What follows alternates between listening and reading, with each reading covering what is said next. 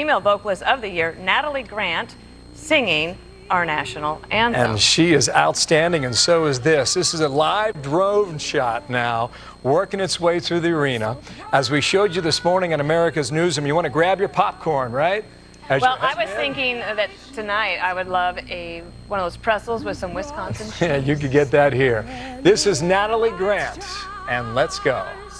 Through the perilous fight, or the ramparts we watched were so gallantly streaming, and the rockets red glide, the bombs bursting in air, gave proof through the night that our flag was still there. Say, does that star-spangled banner yet wave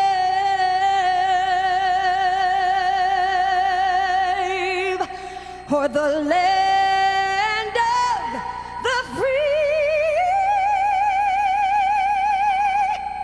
and the home of the brave?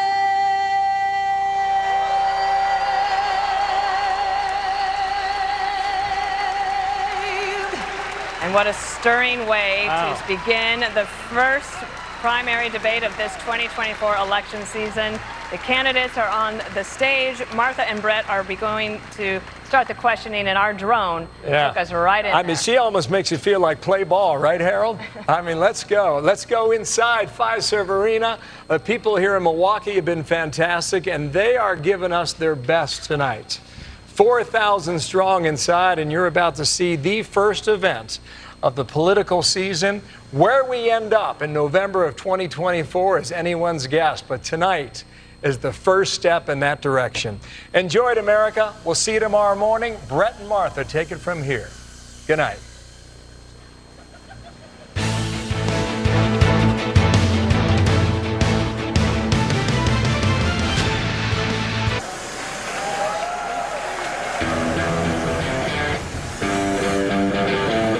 Some call it the heartland. Others flyover country. But for the 2024 presidential hopefuls, the Midwest is the place to land. Here there is one battleground that may be harder to win than ever. Wisconsin. A state known for its beer and cheese, gridiron and grit, and also its razor-thin elections. In 2016, Republicans narrowly flipped the Badger State red for the first time since Ronald Reagan. But it was back to blue by 2020. That election came during an unprecedented year. The country was rife with tension. In the suburbs of Milwaukee, the division seemed deeper than ever. But that was just the beginning. 2 years later, the U.S. Supreme Court struck down Roe versus Wade, leaving the legality of abortion up to the states. In Wisconsin, that meant a nearly total ban. The power of that issue drove Democrats to the polls this year. Now, that new thin liberal majority on the court could have that abortion issue before it again, just as the race for the White House accelerates. Tonight, the Republican candidates will face off at the home of the Bucks and the Marquette Golden Eagles, hoping to return next July to this city on the shore of Lake Michigan to accept the Republican nomination at their party's national convention.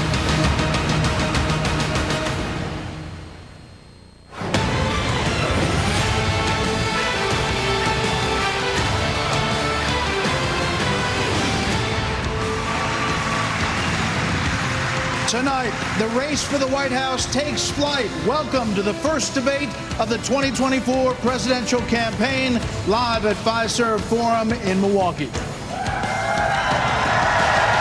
Republican candidates have qualified and have chosen to be here on our debate stage tonight. They are here to lay out their vision for America as they battle for the GOP nomination.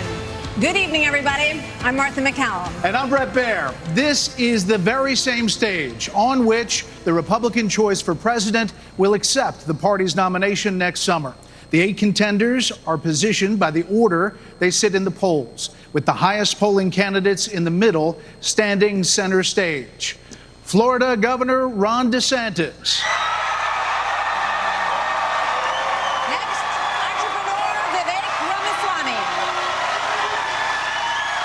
Former Vice President Mike Pence. Former South Carolina Governor Nikki Haley. Former New Jersey Governor Chris Christie. South Carolina Senator Tim Scott. Former Arkansas Governor Asa Hutchinson. And North Dakota Governor Doug Burgum.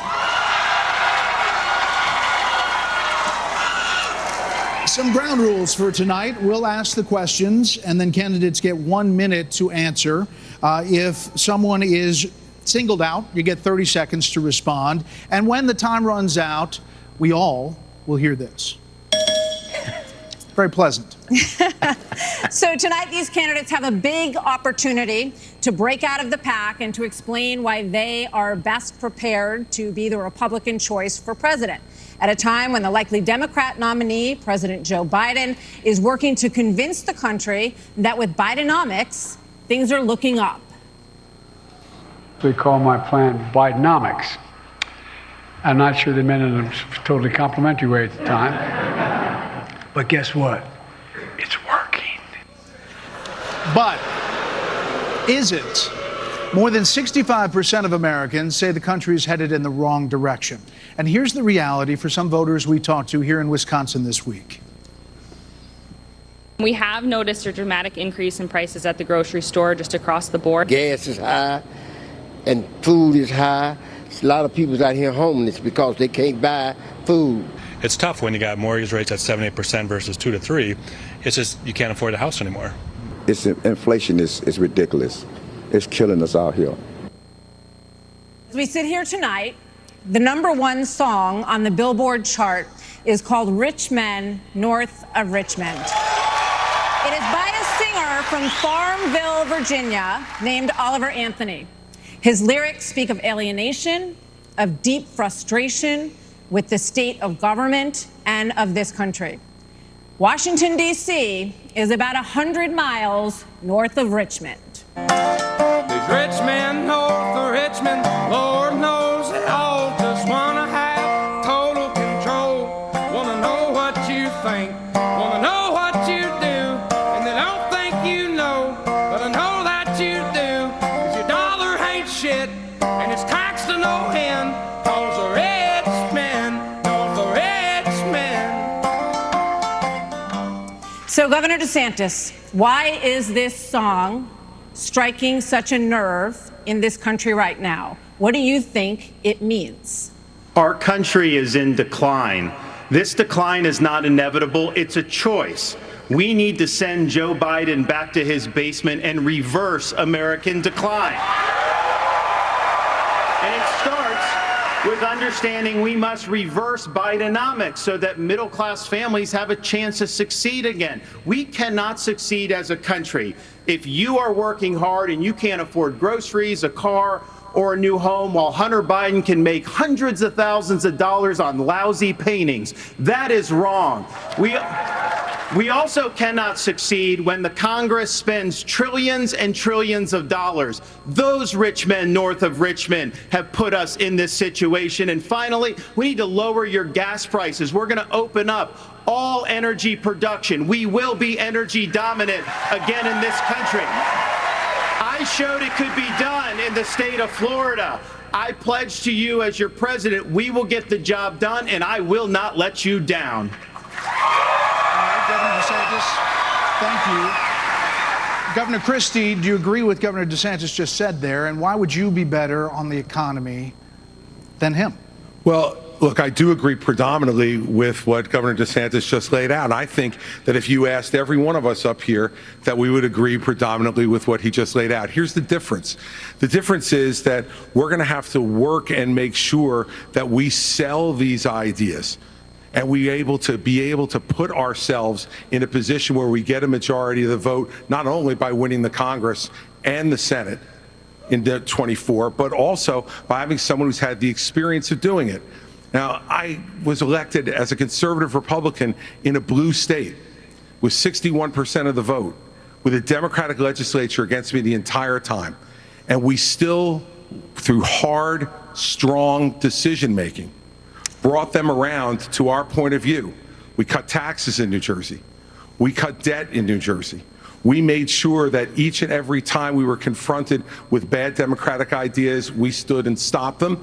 And when there were good ideas, we brought people together to make progress going forward. Truth and accountability are the things we need to do to fight waste. And I'd say the last thing is this, Brett. We cannot sit by any longer and allow the kind of spending that's going on in Washington, because every dollar they spend is a dollar that these people are not allowed to spend on their children and their grandchildren. It's robbing our country, and it's wrong. Well, Governor, let me just follow up very quickly. New Jersey, when you were governor, had the second lowest credit rating in the nation after Illinois, and it was downgraded 11 times. Yep. Yeah, and that's what happens when you inherit a blue state that has done that. But when you look at what we did on debt, Brett, in that state, we cut debt in that state, debt that had been left to us by 3 Democratic gubernatorial predecessors of mine who ran up that debt tremendously. And what you also saw us do was to cut the unemployment rate in half. It was over 10% when I became governor in 2010.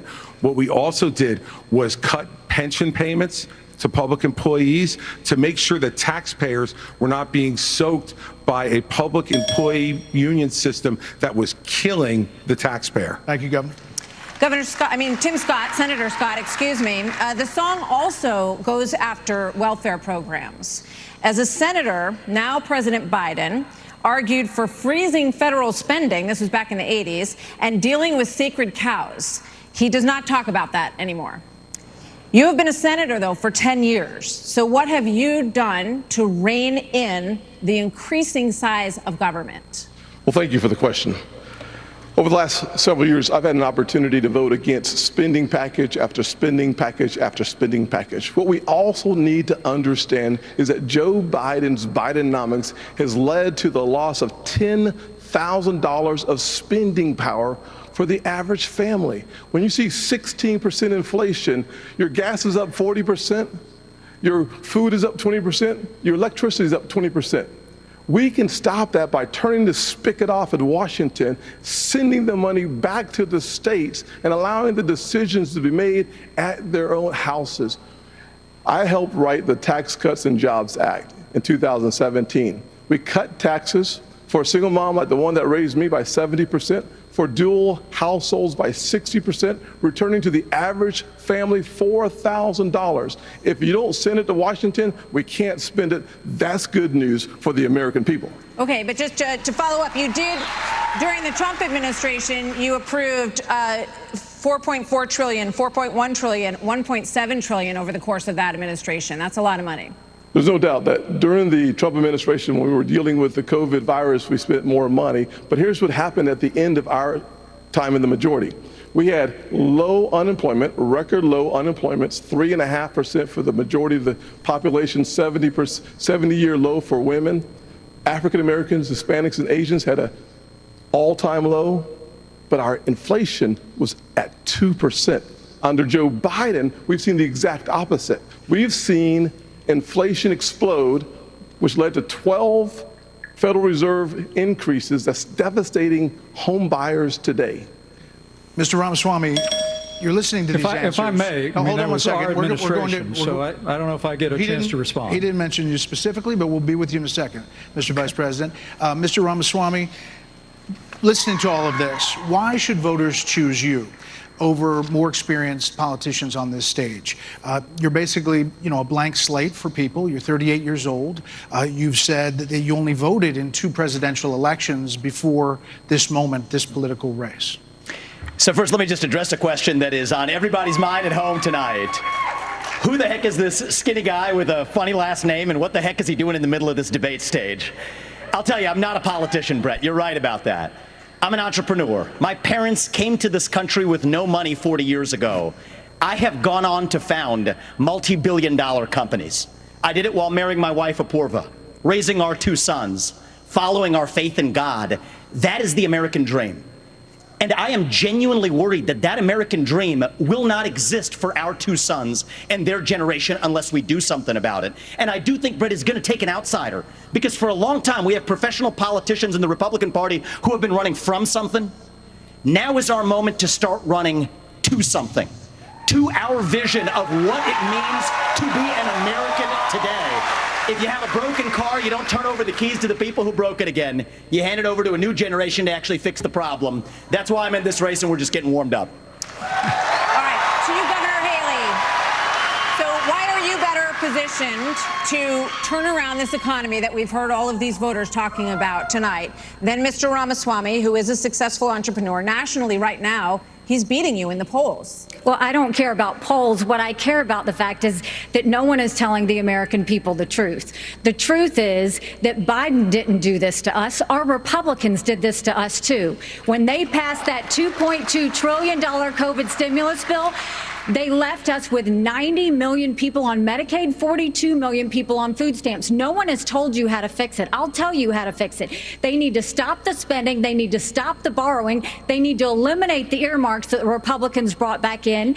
And they need to make sure they understand these are taxpayer dollars. It's not their dollars. And while they're all saying this, you have Ron DeSantis, you've got Tim Scott, you've got Mike Pence. They all voted to raise the debt. And Donald Trump added $8 trillion to our debt. And our kids are never going to forgive us for this. And so at the end of the day, you look at the 2024 budget, Republicans asked for $7.4 billion in earmarks. Democrats asked for $2.8 billion. So you tell me who are the big spenders. I think it's time for an accountant in the White House. Vice President Pence,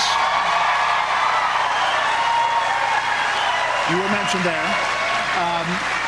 54% of voters say the cost of groceries is a, quote, major problem for them. Right. You blamed the Biden administration spending for that increase. But as vice president, your administration spent more than any prior, $7.8 trillion added to the national debt, $3.5 trillion of that before COVID. So does that mean that you're part of the spending problem? Well, first off, thanks for the question. Thanks for letting me respond to a reference to our administration's record. I'm incredibly proud of the record of the Trump-Pence administration. I mean, in 4 short years, we rebuilt our military. We revived our economy. We unleashed American energy. And we appointed 3 conservatives to the Supreme Court that gave the American people a new beginning for the right to life. Now, Martha, you asked earlier who's the most best prepared for this job.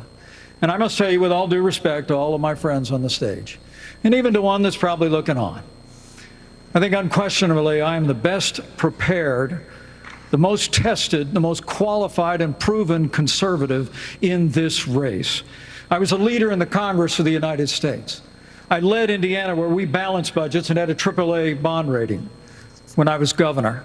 And as Vice President of the United States, we spent funding to backfill on the military cuts of the Obama administration, and then we were there in the worst pandemic in 100 years. All that being said, I was the first person in this race to say that we've got to deal with the long-term national debt issues.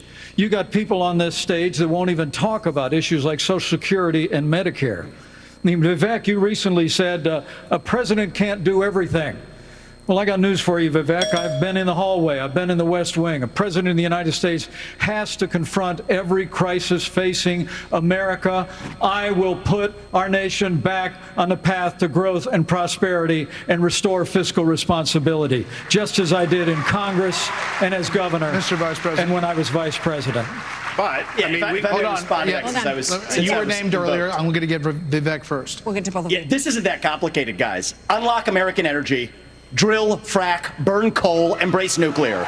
Put people back to work by no longer paying them more to stay at home. Reform the U.S. Fed, stabilize the U.S. dollar, and go to war. The only war that I will declare as U.S. president will be the war on the federal administrative state that is the source of those toxic regulations acting like a wet blanket on the economy. So I'm not sure I exactly understood Mike Pence's comment, but I'll let you all parse that out. For me, it's pretty simple. That's something a U.S. president can do with focus, and I'll deliver on it. Well, let me explain it to you. Let me explain it to you, if I can. I'll go slower this time. I sometimes struggle with the reading Look, comprehension. I was a House conservative leader before it was cool. I actually pushed a Deficit Reduction Act. That was the last time we actually reduced the national debt in the United States, when I was the leader of House conservatives. I balanced budgets and cut taxes when I was governor. I mean, look, Joe Biden has weakened this country at home and abroad. Now is not the time for on-the-job training. We don't need to bring in a rookie. We don't need to bring in people without experience. We need to bring It's 30 seconds when you have a rebuttal, okay? And you are up, Governor DeSantis. So here's the thing. Why are we in this mess? Part of it, and a major reason, is because how this federal government handled COVID-19 by locking down this economy. It was a mistake. It should have never happened. And in Florida, we led the country out of lockdown. We kept our state free and open. And I can tell you this, as your president, I will never let the deep state bureaucrats lock you down. You don't take somebody like Fauci and coddle him. You bring Fauci in, you sit him down, and you say, Anthony, you are fired. You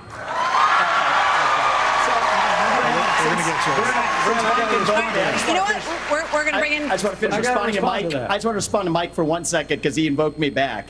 Listen, now that everybody's gotten their memorized, pre-prepared slogans out of the way, we can actually have a real discussion now. The reality and the fact of the matter is... Was that one of yours? Not really, Mike, actually. We're just going to have some fun tonight. And the reality is, you have a bunch of people, professional politicians, super PAC puppets, following slogans handed over to them by their 400-page super PACs last week.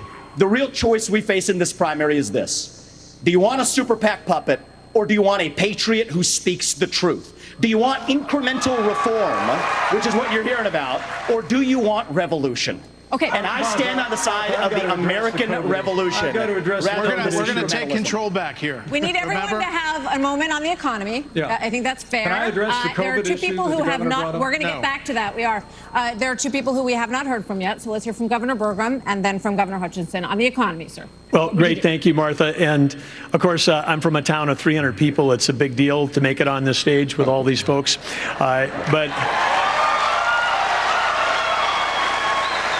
But when they were all wishing me well, and I think I took them a little too literally when they said, go to Milwaukee and break a leg. But I do want to say on this, we're missing something. We can't just talk about the Biden economy because the economy, energy, and national security are all tied together. Of course, we're paying too much for our energy in our state, in our country right now. But part of the reason why is because of the Biden policies on energy. We've got a plan right now, the $1.2 trillion of Green New Deal spending buried in the Inflation Creation Act is something that is just subsidizing China. If we're going to stop buying oil from the Middle East and start buying batteries from China, we're just trading OPEC for Sinopec. And then belatedly, the Biden administration says, no, we're going to put sanctions on Russian oil. Well, we put sanctions on Russian oil, well, then it's 20% off. Who's buying it? China. So if you buy a battery in this country, you buy a solar panel, it's being produced in a plant in China powered by coal, or it's being powered by oil and gas at 20% off. And every farmer in this country would like to buy diesel at 20% off, just like they're buying it in China. Governor Hutchinson, quickly. Thank you, Grant. Delighted to be here tonight. And let me just tell you that I'm a pro-life governor from a conservative state that have a conservative record in which I lowered taxes in Arkansas as governor. I created a $2 billion surplus that I passed over to my successor, and I made sure that we shrunk the size of government. We have 14% fewer state employees in Arkansas after I left government than when I took over as governor 8 years ago. I tell that because that's what we need in Washington, D.C. We need somebody who can actually constrain the growth of the federal government, that can actually reduce the size, and I've pledged to reduce by 10% our federal non-defense workforce. That's a specific pledge to make that attacks the administrative state. And let me applaud some of the business partners that are here that have had success in business. But let me tell you, I've been a federal prosecutor. I've served our country in terms of being head of the DEA, in Homeland Security, in times of crisis. And while I think that that's experience that is important for the future of our country, to be the President of the United States that can lead with positive solutions and be held accountable. Thank you. We have a lot of topics to get to, and I promise we're going to get to everyone if we play within the rules. Okay, next topic. More than 1,000 people are still unaccounted for in Maui after the deadliest U.S. wildfire in more than a century. Hawaii's governor and White House officials said that climate change amplified the cost of human error. And a tropical storm hit California for the first time in 84 years. The ocean hit 101 degrees off the coast of Florida. And in the last month, the heat wave in the Southwest broke records nearly 50 years old. So Alexander Diaz from Young America's Foundation has a question for you all. Polls consistently show that young people's #1 issue is climate change. How will you, as both President of the United States and leader of the Republican Party, calm their fears that the Republican Party doesn't care about climate change?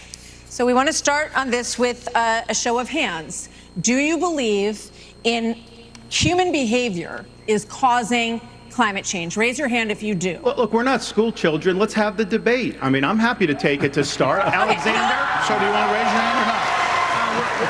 I don't think that's the way to do. So let me just say to Alexander this. First of all, one of the reasons our country's decline is because of the way the corporate media treats Republicans versus Democrats. Biden was on the beach while those people were suffering. He was asked about it, and he said no comment. Are you kidding me? As somebody that's handled disasters in Florida, you got to be activated. You've got to be there. You've got to be present. You've got to be helping people who are doing this. And answer the question? And here's the deal. Yeah, let's just answer the question. So is that a yes or is that a yes? Is that a hand raise? You do not. I think it was a hand raise for him, and it's my hands are in my pockets. No, because no, the I climate didn't change agenda is raise a a hoax. hand. Let us be honest as Republicans. I'm the only person on the stage who isn't bought and paid for, so I can say this. The climate change agenda is a hoax. The climate change agenda is a hoax, and we have to declare independence for it. And the reality is, the anti-carbon agenda is the wet blanket on our economy. And so the reality is, more people are dying of bad climate change policies than they are of actual climate change. Governor Haley, are you bought and paid for? Down by Hold on. in the last century. Listen. Hold on. I've had enough already tonight of a guy who sounds like ChatGPT standing up here. And the last person in one of these debates, Brett, who stood in the middle of the stage and said, "What's a skinny guy with an odd last name doing up here?" was Barack Obama, and I'm afraid we're dealing with the same type of amateur standing on stage tonight. Come over and give me a hug. Give me a hug just like you did to Obama. The same type of amateur. And you'll help elect me just like you did to Obama, too. Give me that the same type of amateur. Hold on. Governor Haley, would you like to respond? Are you bought and paid what for? I would like to say is the fact that I think this is exactly why Margaret Thatcher said, if you want something said, ask a man. If you want something done, ask a woman.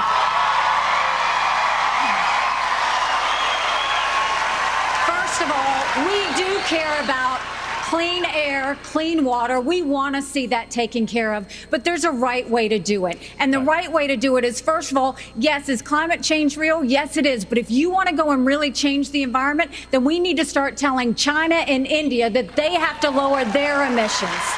That's where our problem is.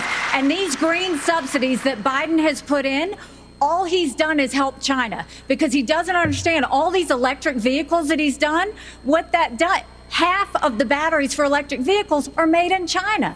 And so that's not helping the environment. You're putting money in China's pocket, and Biden did that. So first of all, I think we need to acknowledge the truth, which is these subsidies are not working. We also need to take on the international world and say, okay, India and China, you've got to stop polluting, and that's when we'll start to deal with Senator Scott, are you bought and paid for? Absolutely. Are you bought and paid for? I'm sorry? Are you bought and paid Absolutely not. I mean, here's what the American people deserve, is a debate about the issues that affect their lives. Going back and forth, being childish, is not helpful to the American people to decide on the next leader of our country. Number one, wait a second. Number two, as a kid who grew up in a single-parent household mired in poverty, I wondered, was the American dream real for kids who are devastated by poverty, devastated by the challenges of life, I came to the conclusion that America can do for anyone what she's done for me if we focus on restoring hope, creating opportunities, and protecting America. If we want the environment to be better, and we all do, the best thing to do is to bring our jobs home from China. If we create 10 million new jobs in my Made in America plan, we will have a better economy and a better environment. Let me tell you why I say that, Brett. America, Do it quickly. America has cut. I'm a Southern boy, I talk slow. So America, that was quick. America has cut our carbon footprint in half in the last 25 years. The places where they are continuing to increase, Africa, 950 million people. India, over 1 billion. China, over 1 billion. Why would we put ourselves at a disadvantage, devastating our own economy? Let's bring our jobs home. We have a lot of different topics to get to. Yeah, we do. We thank you all. Thank you, Senator Scott. So coming up next, the candidates will weigh in on what could be a defining issue in the 2024 campaign. The first Republican debate continues moments away.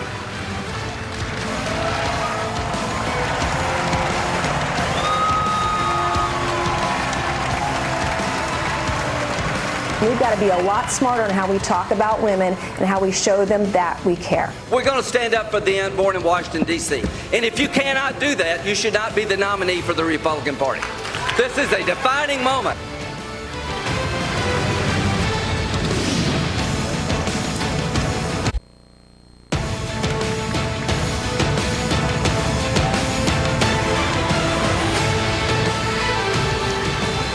Abortion has been a losing issue for Republicans since the Dobbs decision.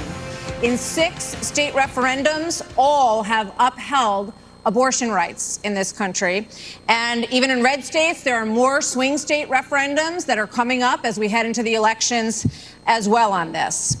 So, Governor Haley, what do you say to your party and to your state, which today confirmed a 6-week abortion law as well, especially the impact on women suburban voters across this country? Thank you, Martha. I am unapologetically pro-life, not because the Republican Party tells me to be, but because my husband was adopted and I had trouble having both of my children, so I'm surrounded by blessings. Having said that, we need to stop demonizing this issue. This is talking about the fact that unelected justices didn't need to decide something this personal, because it's personal for every woman and man. Now it's been put in the hands of the people. That's great. When it comes to a federal ban, let's be honest with the American people and say it will take 60 Senate votes. It will take a majority of the House. So in order to do that, let's find consensus. Can't we all agree that we should ban late-term abortions? Can't we all agree that we should encourage adoptions? Can't we all agree that doctors and nurses who don't believe in abortion shouldn't have to perform them? Can't we all agree that contraception should be available? And can't we all agree that we are not going to put a woman in jail or give her the death penalty if she gets an abortion? Let's treat this like a respectful issue that it is and humanize the situation and stop demonizing the situation. Brett. Governor, hold on. You're not mentioned, Vice President Pence. Governor DeSantis, you signed a 6-week abortion ban in Florida.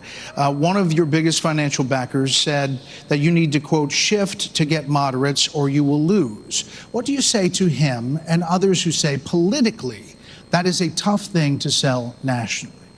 Well, I would say we sold the biggest election landslide victory in the history of the Republican Party in the state of Florida in 2022. That's what I did. We can win. But second of all, look, you got to do what you think is right. I believe in a culture of life. I was proud to sign the heartbeat bill. I remember one of the most impactful moments of my life was when I heard the heartbeat of my oldest daughter in my wife's womb and then saw the sonograms of all 3 of my kids. What the Democrats are trying to do on this issue is wrong, to allow abortion all the way up to the moment of birth. I know a lady in Florida named Penny. She survived multiple abortion attempts. She was left discarded in a pan Fortunately, her grandmother saved her and brought her to a different hospital. We're better than what the Democrats are selling. We are not going to allow abortion all the way up till birth, and we will hold them accountable for their extremism. But just to be clear, Governor, would you sign a 6-week ban federally? I'm going to stand on the side of life. Look, I understand Wisconsin is going to do it different than Texas. I understand Iowa and New Hampshire are going to do different. But I will support the cause of life as governor and as president. Vice President Pence, you're shaking your head. We must have a national. Hold on, Senator. Vice President Pence, you're shaking your head. Well, look, I'm not new to this cause. After I gave my life to Jesus Christ as my Lord and Savior, I opened up the book and I read, "Before I formed you in the womb, I knew you. And see, I set before you life and death, blessings and curses. Now choose life." And I knew from that moment on the cause of life had to be my cause.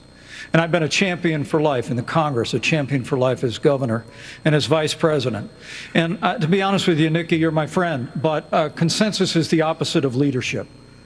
When the Supreme Court returned this question to the American people, they didn't just send it to the states only. It's not a states only issue, it's a moral issue. And I promise you, as President of the United States, the American people will have a champion for life in the Oval Office. Can't we have a minimum standard in every state in the nation that says when a baby is capable of feeling pain, an abortion cannot be allowed? A 15-week ban is an idea whose time has come. It's supported by 70% of the American people, but it's going to take unapologetic leadership that stands on principle and expresses compassion for women in crisis pregnancies. I'll do that as President of the United States. He called my name, so I want to respond to that. 30 seconds.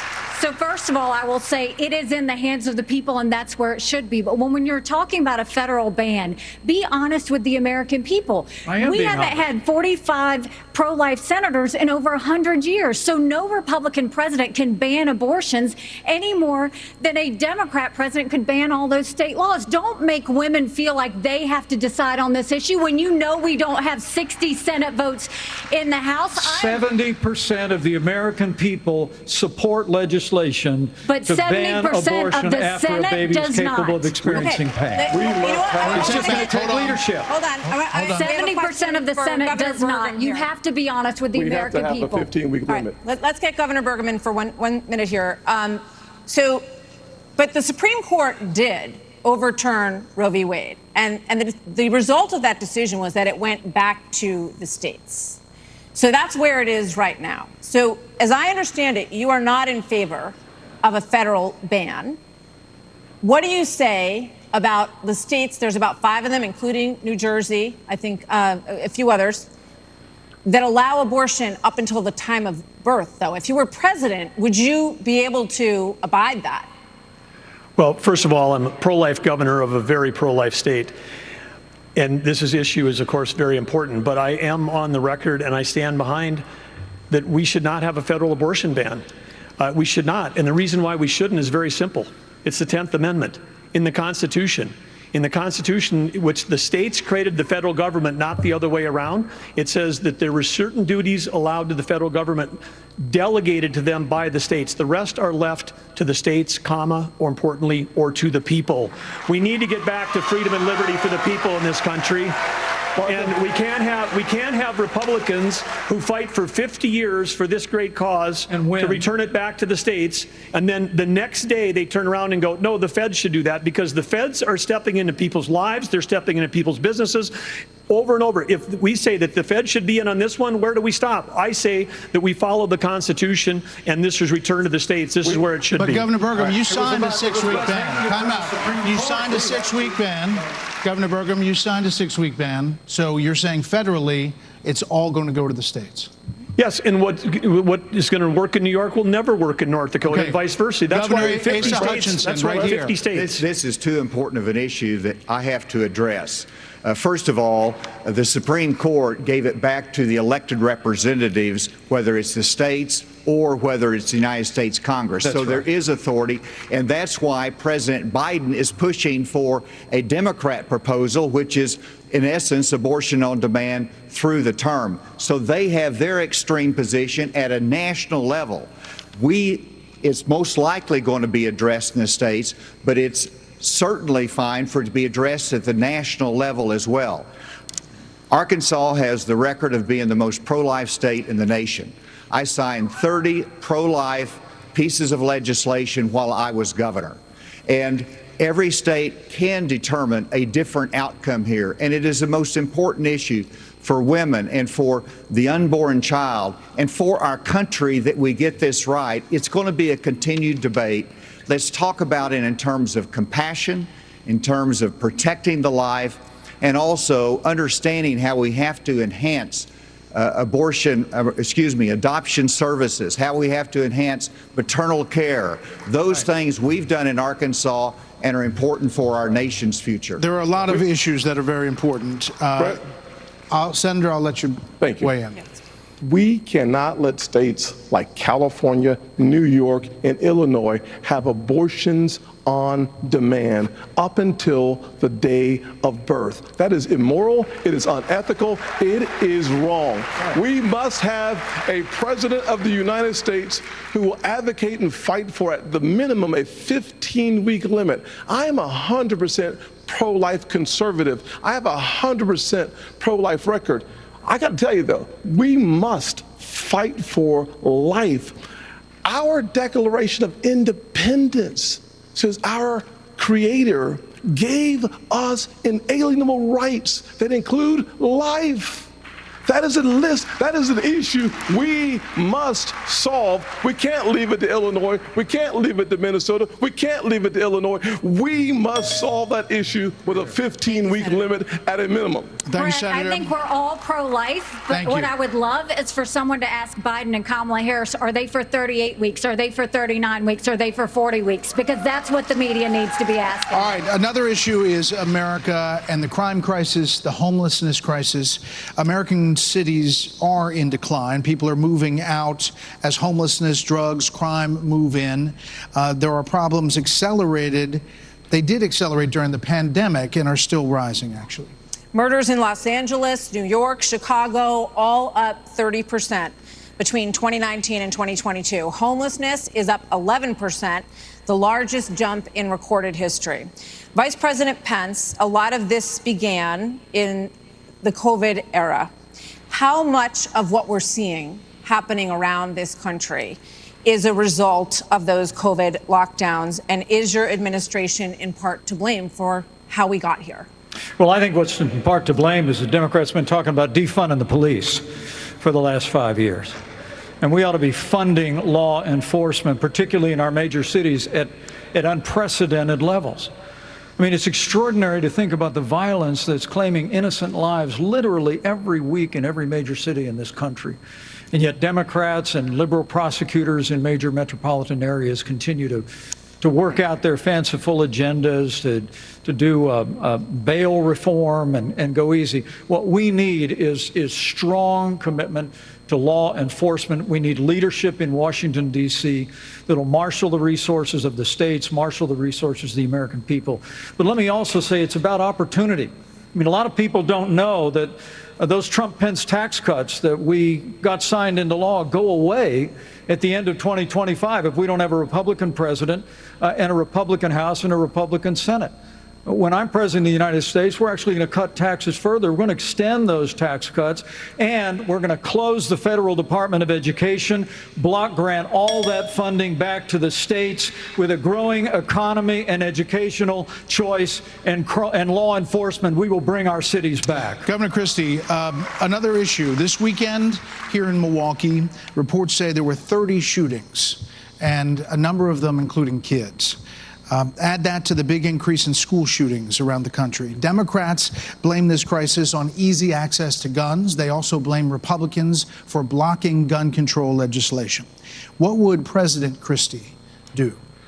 You know, I'm proud of the fact, Brett, that I'm the only person, along with Governor Hutchinson, up on this stage who's actually running United States Attorney's Office. I ran the 5th largest office in America in a state where there is significant urban crime. And the problem is not going to be solved by more money. The problem is that these prosecutors in these localities in the states are refusing to do their job and to arrest violent criminals. So what a President Christie would do is appoint an attorney general who would instruct each of the 93 U.S. attorneys that they are to take over the prosecution of violent crime in every one of those cities that are failing to do so. We have plenty of room in the federal prisons to lock up these violent criminals and clean up what's going on all across this country in these individual cities. Secondly, what we need to make sure that each and every one of these criminals understand is that the laws apply to everybody.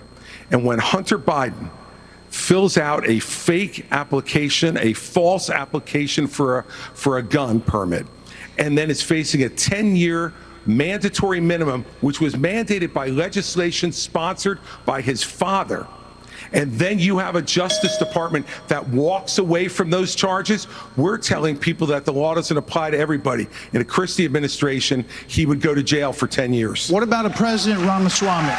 What does a President Ramaswamy do about guns? So the reality is we have a crime wave in this country and we know how to fix it. The question is, do we actually have the spine to do it? More cops in the streets who are on the streets able to do their jobs without looking over their shoulder for getting sued. And we also have a mental health epidemic in this country. Just over the same period that we have closed mental health institutions, we have seen a spike in violent crime.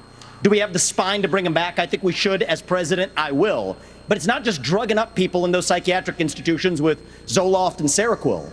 It's a deeper issue. I think faith-based approaches can play a role here, too. We're in the middle of a national identity crisis. And I say this as a member of my generation. The problem in our country right now, the reason we have that mental health epidemic, is that people are so hungry for purpose and meaning at a time when family, faith, patriotism, hard work have all disappeared. What we really need is a tonal reset from the top, saying that this is what it means to be an American. Yes, we will stand for the rule of law. Yes, we will close the southern border where criminals are coming in every day. And yes, we will back law enforcement because we remember who we really are.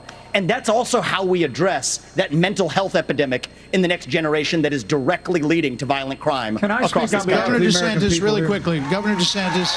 We don't have an identity crisis with that. We're not looking for a new national identity. The American people are the most faith-filled, freedom-loving, idealistic, hardworking people the world has ever known. We just need government as good as our people. Well, Mike, I think the difference is you might have, some others like you may have on the stage, it's Morning in America speech. It is not Morning in America. We live in a dark moment, and we have to confront the fact that we're in an internal, sort of cold cultural civil war. You are and we have to equating the recognize American that people with the failed government in Washington, D.C.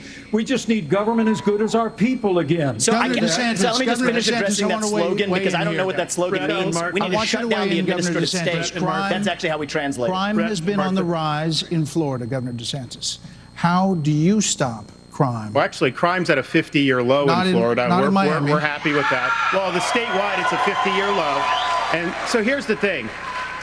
These hollowed out cities, this is a symptom of America's decline. And one of the biggest reasons is because you have George Soros funding these radical left-wing district attorneys. They get into office and they say they're not going to prosecute crimes they disagree with. The inmates start running the asylum. There's one guy in this entire country that's ever done anything about that. Me. When we had two of these district attorneys in Florida elected with Soros funding who said they wouldn't do their job, I removed them from their posts. They are gone. And as president, we are going to go after all of these people because they are hurting the quality of life and they are victimizing innocent people in every corner of this country, and it will stop when I get into office. Okay, one more here before the break, Governor Bergen. Well, Brett and Martha, I just thought it was interesting. You asked your question about the problems we're having in big cities. Nobody ever asked the question of what about the crime wave in small towns? Because in a small town, neighbors help neighbors. People understand each other. If a farmer gets sick, everybody comes together and helps him get the crop off. There's accountability. There's transparency. One thing that I think this country could use is somebody in the White House that understands small town values, because that's our road back to get this country on track again. Governor Hutchinson. Was former head of the DEA, I understand the drug crisis in America. And right now, whenever you look at the challenges in our inner city, there's 3 simple words that would be helpful. 1, enforce the law when it comes to crime. Secondly, let's deal with the challenge of fentanyl. And it's both about stopping the fentanyl coming from Mexico, but it's also about education of our young people, making sure that we have the tools that are needed for addiction counseling. That's what we expanded in Arkansas as well. Whenever you look at the underlying challenge of America, though, no one likes to see an America with smash and grab in our inner cities. As President of the United States, that will stop. It starts at the top with the respect for our justice system that a former president who's under indictment has undermined by attacking judges, by attacking prosecutors, by attacking the system and saying he's aggrieved. And so we have to have respect for our justice system and the rule of law, and it starts at the top with the President of the United States. Brett, thank you. Hold on. Take a break. So, speaking of that, right now you are looking live at Fulton County Jail, where former President Donald Trump will be processed tomorrow. So next, the candidates will have an opportunity to talk about the coming trials of Donald Trump.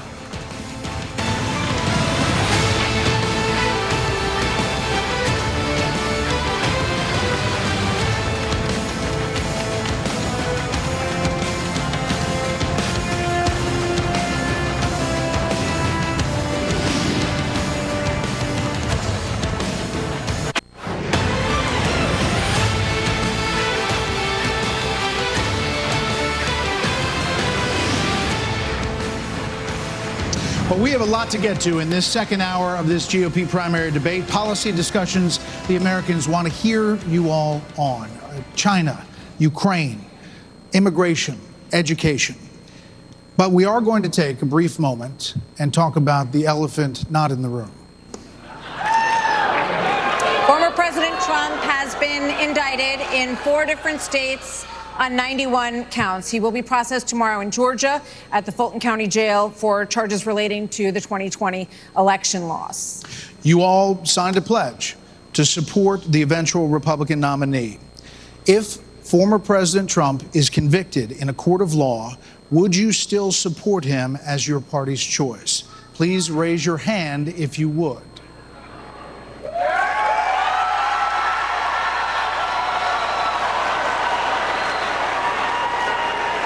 Just hold on.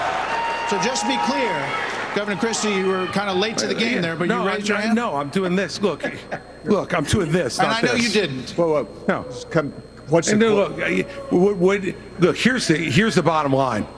Someone's got to stop normalizing this conduct. Okay? Now whether or not you believe that the criminal charges are right or wrong, the conduct is beneath the office of President of the United States.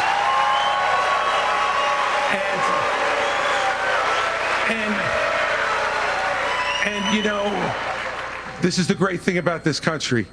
Booing is allowed, but it doesn't change the truth. It doesn't change the truth. Mr. Ramaswamy, you raised your hand supporting. No, I'd like to get in and respond. Let's just speak the truth, okay? President Trump, I believe, was the best president of the 21st century. It's a fact.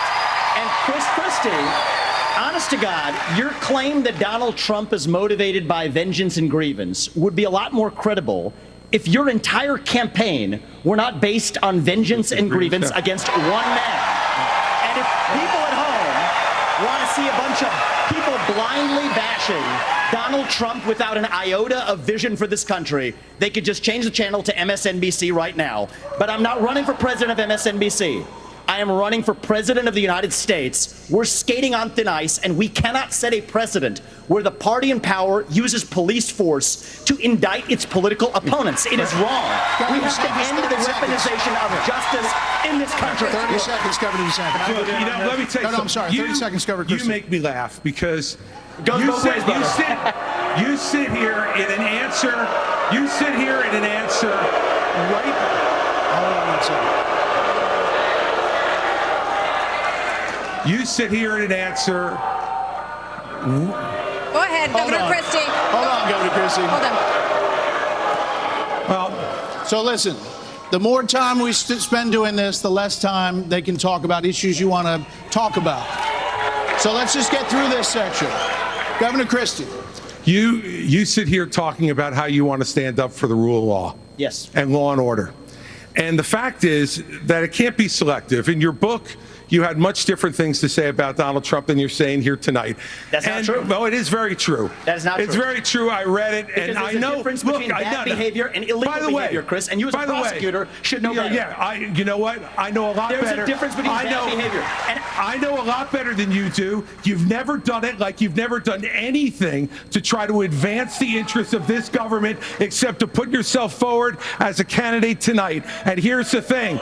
We've stood up for law and order. I did it as U.S. attorney. I did it as governor. And I am not going to bow to anyone when we have a president of the United States who disrespects the Constitution. He said, Get your MSNBC contributor. He said, these are politicized indictments, Martha, and we have to call out the truth. Martha, it's important to say that the president said, Donald Trump said, it's okay to suspend the Constitution. Now, the oath you take is to preserve, protect, and defend, not suspend. I will always stand up for our Constitution, regardless of the political pressure. We have another question for you. We're going to get everyone in on this issue, but I have another question. Hold on, you will. All right, so President Trump's former vice president is on this stage tonight. He has faced hecklers on the campaign trail over his actions on January the 6th. On that day, the vice president moved forward with the certification of the election. So do you believe that Mike Pence did the right thing, Senator Scott? Do you believe he did the right thing? Absolutely. He did the right thing. Number one. Number two, we should be asking ourselves a bigger question about the weaponization of the Department of Justice. When I'm president, the first thing I'll do is fire Merrick Garland. Second thing I'll do, fire Christopher Wray, because we need Lady Justice to wear a blindfold. Without that, no one has confidence in our justice system. 17% of Republicans have confidence in our Department of Justice. Here's why. We keep seeing not only the weaponization of the Department of Justice against political opponents, but also against parents who show up at school board meetings. They're called, under this DOJ, they're called domestic terrorists. Firing Christopher Wray, but that's not shut down the FBI. Actually have the courage to get it right. Mr. Ramaswamy, let me finish my comments. Yes. Not only that, in addition to that, we see the SWAT team show up at pro-life activist homes with guns drawn because this DOJ uses their power, uses their authority, not just against political opponents, but against conservatives and conservative causes. It is time for a change in America, and I will bring that change to the greatest nation on God's green earth. We have an important But Governor question DeSantis, do you believe that Mike Pence did the right thing on January 6th? So here's what we need to do. We need to end the weaponization of these federal agencies. Right, but I will do that. That's not the question. I know, but here's the thing. This election is not about January 6th of 2021. It's about January 20th of 2025, when the next president is going to take office. I know what the Democrats would like to do. They want to talk about all these other issues, but we've got to focus on your future. We've got to focus on reversing the decline of our country. Right. I learned in the military, I was assigned with U.S. Navy SEALs in Iraq, that you focus on the mission above all else. You can't get distracted. So Republicans, we've got to look forward, and we've got to make sure that we're bringing the message that can win in November 2020. Did not answer the question. Did not answer the question. Vice President Pence, what do you think, Vice President? Is to support and defend the Constitution of the United States. I think the American people deserve to know whether everyone on this stage agrees that I kept my oath to the Constitution that day. There's no more important duty. So many answer the times over question. the thing. I've answered this before. So yes. Why are we? Mike did his duty. I got no beef with him. But here's the thing: is this what we're going to be focusing on I'm relieved. going forward? The rehashing of this. I'll tell you, Governor the DeSantis, Democrats would love that, and they will win if we let him get away with it. I'm not letting Biden hang out in the basement this time. We're going to run him ragged around this country, and we're going to hold him accountable. Let me just say, Governor DeSantis, we spent an hour talking about policy. Former President Trump is beating you by 30, 40 points in many polls. So it is a factor in the GOP primary. Governor Hutchinson, you did not raise your hand. I did not raise my hand because there's an important issue we as a party have to face. And over a year ago, I said that Donald Trump was morally disqualified from being president again as a result of what happened on January 6th. More people are understanding the importance of that, including conservative legal scholars who says he may be disqualified under the 14th Amendment from being president again as a result of the insurrection. This is something that could disqualify him under our rules and under the Constitution. And so, obviously, I'm not going to support somebody who's been convicted of a serious felony or who is disqualified under our Constitution, and that's consistent with RNC rules, and I hope everybody would agree with me. We're going to get to a lot more topics. We're going to move on. No, we're going to. Martha, can I answer the question? Can I get in on this? Okay, I'd like to answer. I've you're already gonna been like my answer. on Hang it, in Vice there. President Pence. All right, I'd like to answer the question Go you ahead. asked and not give a pre-canned speech. Mike Pence stood for the Constitution, and he deserves not grudging credit. He deserves our thanks as Americans for putting his oath of office and the Constitution of the United States before personal, political, and unfair pressure. And the argument that we need to have in this party before we can move on to the issues that Ron talked about is we have to dispense with the person who said that we need to suspend the Constitution to put forward his political career. Mike Pence said no, and he deserves credit for it. Okay. Governor Haley, we haven't heard from you on this. Do you agree?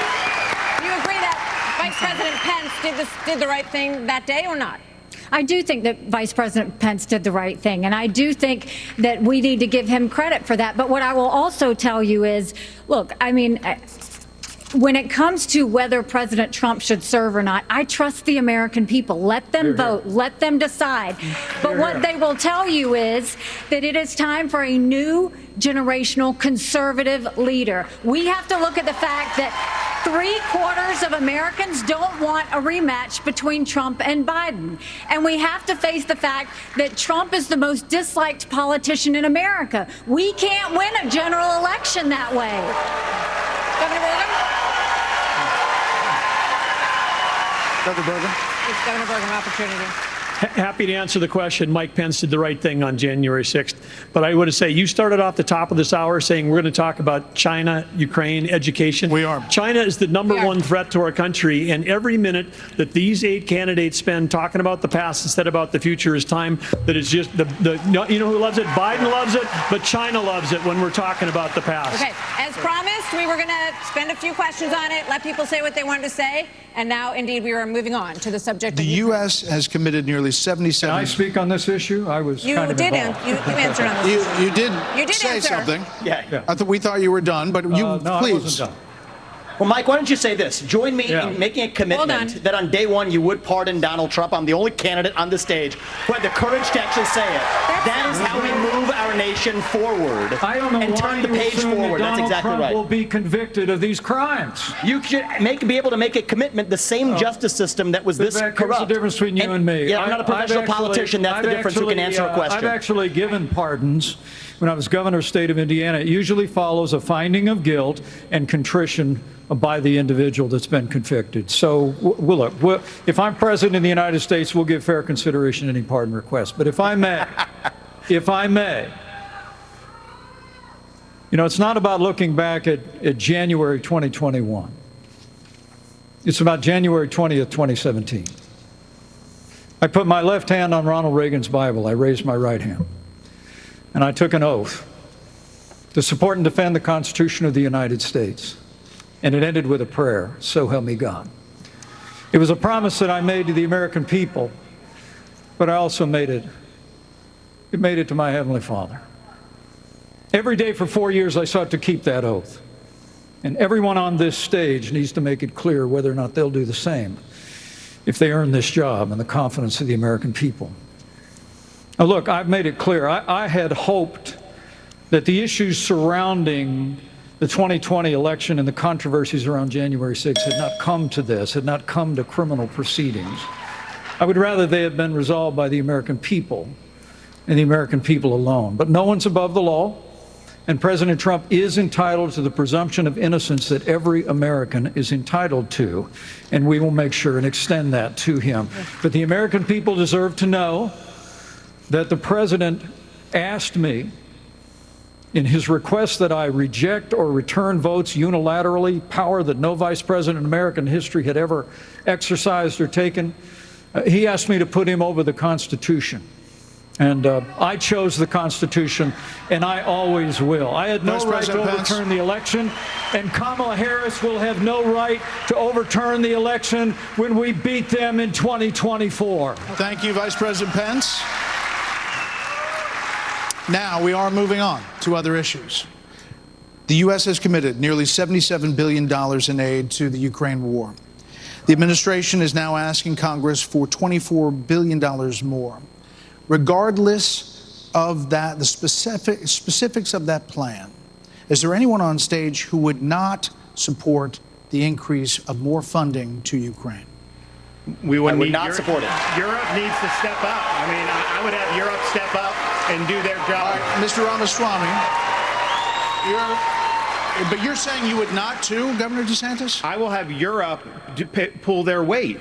Right now, they're not doing that. You would not support and I think more we need funding? to do, and I think our support should be contingent on them doing it. And I would have support in China to be able to take China and do what we need to do with China. Mr. Ramaswamy, you would not support an increase of funding to Ukraine? I would not. And I think that this is disastrous, that we are protecting against an invasion across somebody else's border when we should use those same military resources to prevent across the invasion of our own southern border here in the United States of America.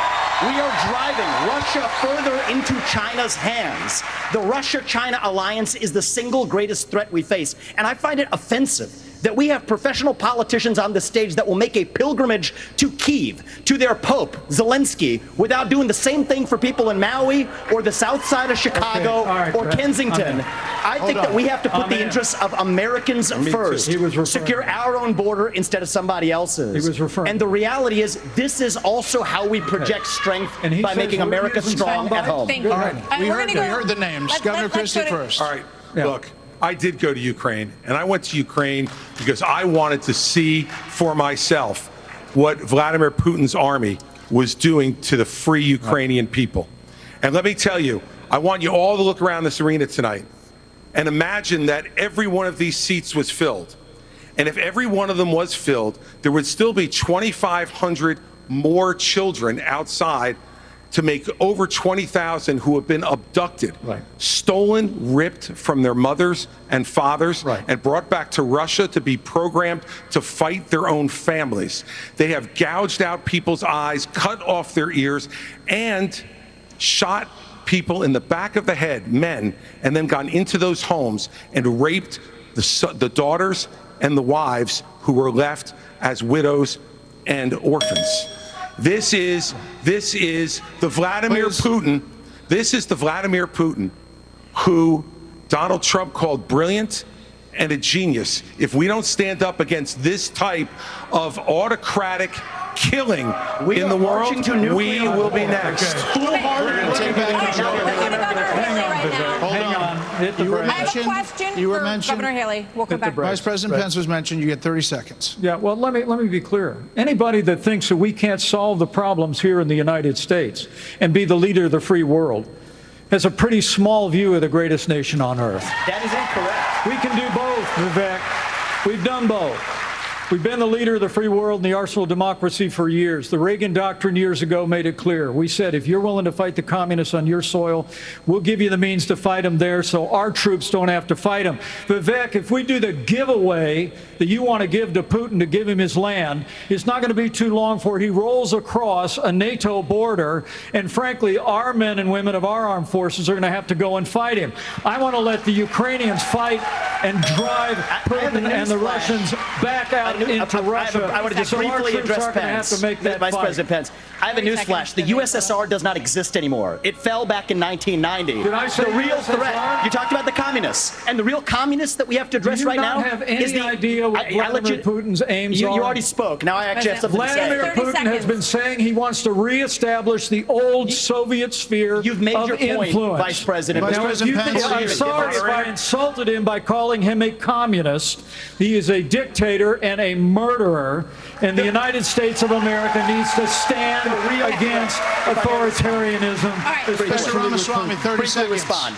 The real threat we face today is communist China, and we are driving Russia further into China's arms. The Russia-China military alliance is the single greatest threat we face. Nobody in either political party is talking about it, and I am the only non-neocon on this stage who will keep us out of war. Mr. Vice President, we can't hear. Mr. Vice President, is to give Russia everything they've got. Mr. Vice President, give them a promise that Ukraine will never be in NATO, and then somehow China will not think about taking Taiwan. We achieve peace through strength. Mr. Vice President, America needs to stand for freedom. Okay, here we go. I think we need to reestablish some ground rules here, When we folks. hear this bell, yes, that means your time's done. You're done. So, Mr. Vice President, we appreciate your aggressiveness here. 30 seconds is 30 seconds. Mr. Ramaswamy, you were mentioned. You get 30 seconds. So the reality is that today, Ukraine is not a priority for the United States of America. And I think that the same people who took us into the Iraq War, the same people who took us into the Vietnam War, you cannot start another no-win war. And I do not want to get to the point where we're sending our military resources abroad when we could be better using them here at home to protect our own borders, protect the homeland. All right. That will be my top priority in foreign policy. I think we gave you more than the 30 homeland. seconds in the rebut. So I do want to get to some other people because everybody, we respect everybody's time here. So, Governor Haley, you did not raise your hand, meaning that you would support more funding for the Ukraine war. You have said of Governor DeSantis that you didn't appreciate it when he initially called it a territorial dispute. Why? First of all, the American president needs to have moral clarity. They need to know the difference between right and wrong. They need to know the difference between good and evil. Right. When you look at the situation with Russia and Ukraine, here you have a pro-American country that was invaded by a thug. So when you want to talk about what has been given to Ukraine, less than 3.5% of our defense budget has been given to Ukraine. If you look at the percentages per GDP, 11 of the European countries have given more than the U.S. But what's really important is go back to when China and Russia held hands, shook hands before the Olympics, and named themselves unlimited partners. A win for Russia is a win for China. We have to know that. Ukraine is the first line of defense for us. And the problem that Vivek doesn't understand is he wants to hand Ukraine to Russia. He wants to let China eat Taiwan. He wants to go and stop funding Israel. You don't do that to friends. What you do instead is you have the backs of your friends. Ukraine is the front line of defense. Putin has said once Russia takes Ukraine, Poland and the Baltics are next. That's a world war. We're trying to prevent war. Look at what Putin did today. He killed Prigozhin. When I was at the UN, the Russian ambassador suddenly died. This guy is a murderer, and you are choosing a murderer over a pro-American country. First of all, Mr. Ramaswamy, you have 30 seconds. Mr. DeSantis, Nikki, I wish you well in your future career on the boards of Lockheed and Raytheon. You know, I'm not on the boards of Lockheed and Raytheon. And Boeing came off of it, but you've been pushing this lie. You've been pushing this lie all week, Nikki. You want to go and defund Israel? You want to give let me Taiwan address to that. China? I'm glad you brought that up. I'm going to address each of those right now. The false lies of a professional politician. There you have it. Under your watch, So the you will reality make America less safe. You have no foreign policy experience, and it shows. And you know what? The foreign policy experience that you all have shows in the pointless wars we've gotten into. I have to address that. So our relationship with Israel will never be stronger than by the end of my first term. But it's not a client relationship. It is a friendship. And you know what friends do? Friends help each other stand on their own 2 feet. So I will lead Abraham Accords 2.0. I will partner with Israel to make sure Iran never is nuclear armed. But you know what I love about Israel? And I've been there probably in the last 10 years more than most people on this stage. You know what I love about them? I love their border policies. I love their tough on crime policies. I love that they have a national identity and an iron dome to protect their homeland. And so, yes, I want to learn from the friends that we're supporting. And what puzzles me is, I want to learn from those and apply those to protect our homeland, Nikki. Israel needs America. America needs Israel. Okay, Governor DeSantis, you were mentioned in the territorial dispute. Not only...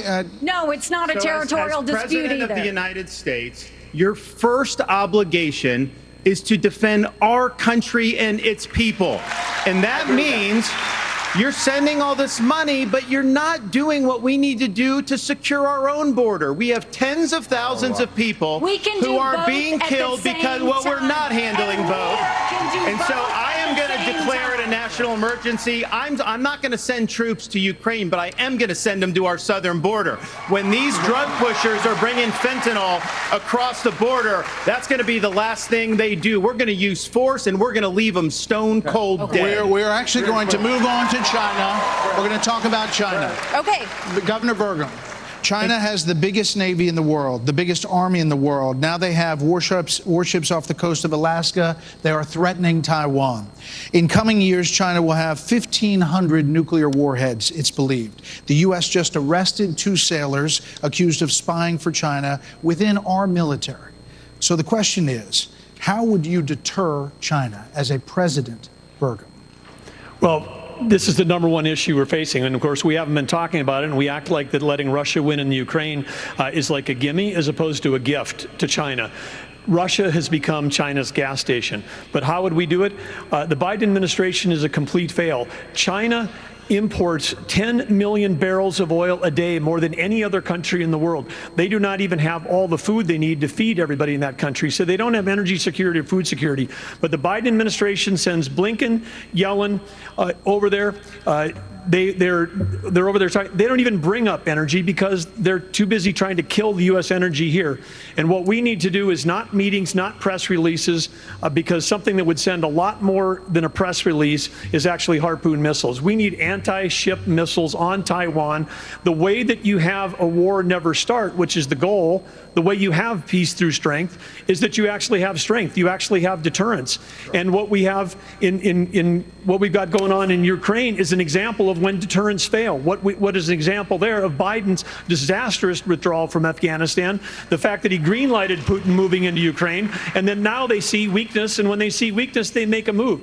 And we have to be strong, and we have to be strong both in Ukraine, and we can solve the southern border. Absolutely, we can do that, because guess what? There's only 19,855 authorized people for the Border Patrol, but they're not all staff because the Biden administration doesn't enforce law enforcement. But Biden administration wanted to put 87,000 people in the IRS as opposed to giving the money and the support we need to our own Border Patrol. Okay. Senator Scott, on China, that same question.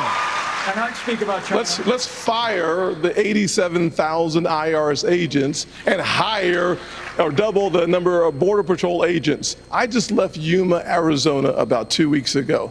The most pressing need of the American people from a national security standpoint is our southern border. It has led to the death of 70,000 Americans because of fentanyl, plus 6 million illegal crossings since President Biden has taken office, and 200 people on our national security watch list have been caught at our border. How many have not been caught at our southern border? If we just spend $10 billion, we could finish the wall.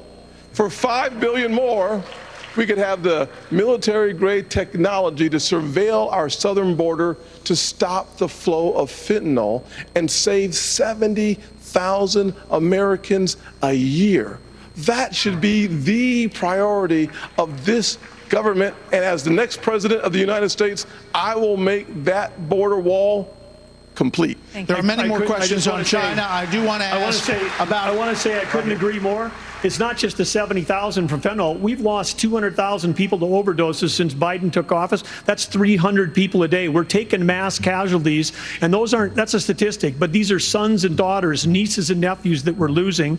We've got North Dakota troops down there flying night helicopter missions from San Diego to the Gulf Coast, trying to stop these transnational criminal organizations. They've got better funding on their side than we've got on our side. Speaking of which, Governor Hutchinson, images from earlier this month, Governor Hutchinson with Mexico, Vice President Pence, policy.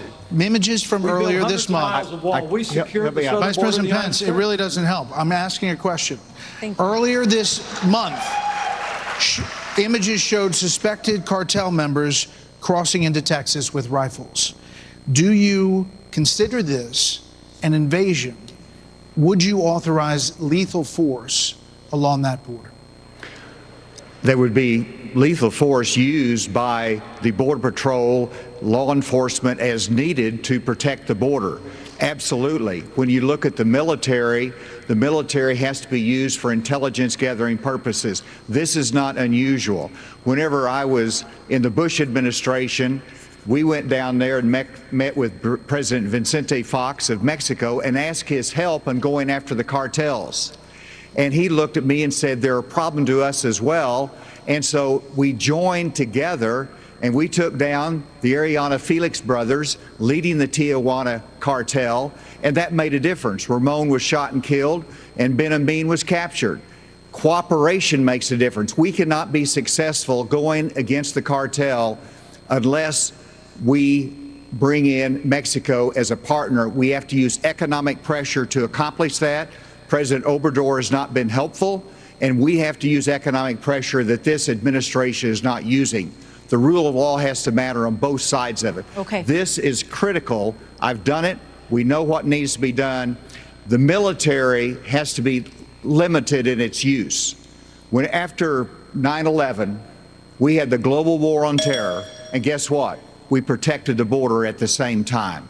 You can do both. Okay, let's go to Governor DeSantis. So as president, would you support sending U.S. Special Forces over the border into Mexico to take out fentanyl labs, to take out drug cartel operations? Would you support that kind of American military use? Yes, and I will do it on day one. Here's the thing. The cartels are killing tens of thousands of our fellow citizens. You want to talk about a country in decline? You have the cartels controlling a lot of part of your southern border. We have to reestablish the rule of law, and we have to defend our people. The President of the United States has got to use all available powers as Commander-in-Chief to protect our country and to protect the people. So when they're coming across, yes, we're going to use lethal force. Yes, we reserve the right to operate. How many more tens of thousands are we going to let to die? I am sick. I've met angel moms throughout this country. I met a lady in Texas named Tracy, and her son took one Percocet that was laced with fentanyl, immediately died.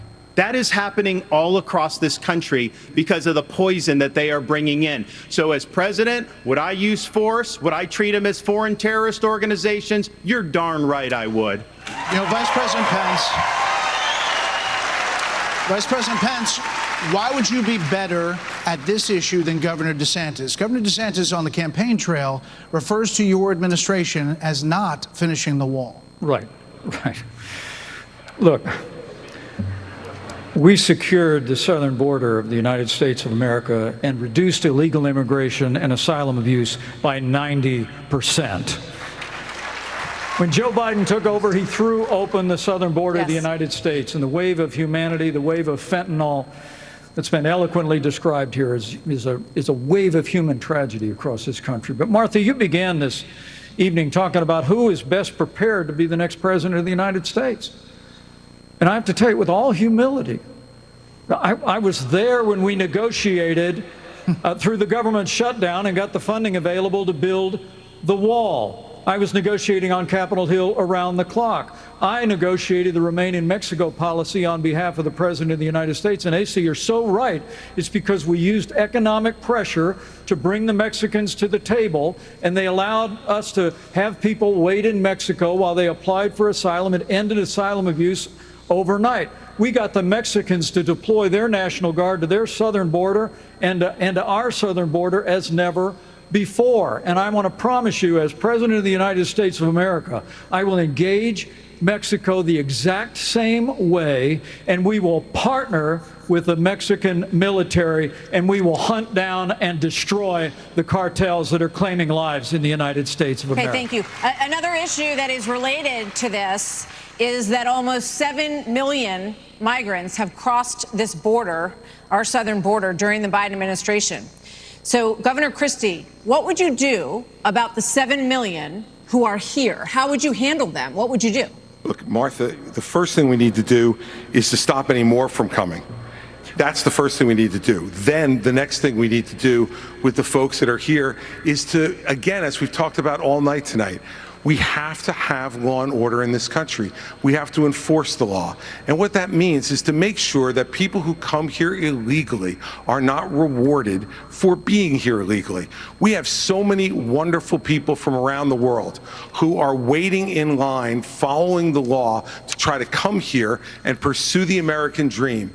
And those people are waiting and waiting and waiting because we haven't dealt with the problem of the folks who are here.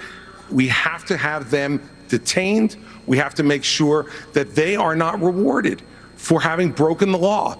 And one last thing on this fentanyl issue. With China, we can't take our eye off of that ball. Right. Yes, it's important that we secure the border. Very important, as I just said. But China is sending these chemicals to these drug cartels for them to create the fentanyl that is killing hundreds of thousands of our citizens. The Chinese are engaging in an act of war against us, killing our citizens. We better make that priority one in our conversations with China and to try to straighten that relationship out, because if we don't, we're going to lose more and more of our citizens. I just want to clarify, would you send those people back? Of course. You'd have to. We have a lot of issues that Americans care about. Next up, we're going to talk about the crisis in education, as millions of American children are not proficient in reading or math. After this.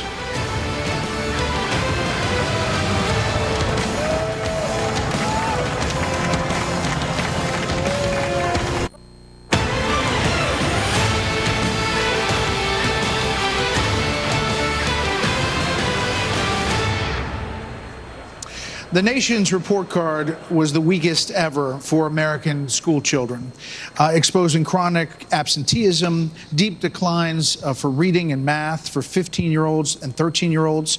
Governor DeSantis, you would eliminate, you said, the Department of Education. But as president, would you still have a responsibility to fix this crisis as we see it? Absolutely. The decline in education is one of the major reasons why our country is in decline. We need education in this country, not indoctrination in this country. And in Florida, we stood up for what was right. First, we had schools open during COVID, and a lot of the problems that we've seen are because these lockdown states lock their kids out of school for a year, year and a half. That was wrong. We stood up. I took a lot of fire for that. I was pilloried by the media, but I stood for our kids. And as president, I'll stand for you and your kids as well.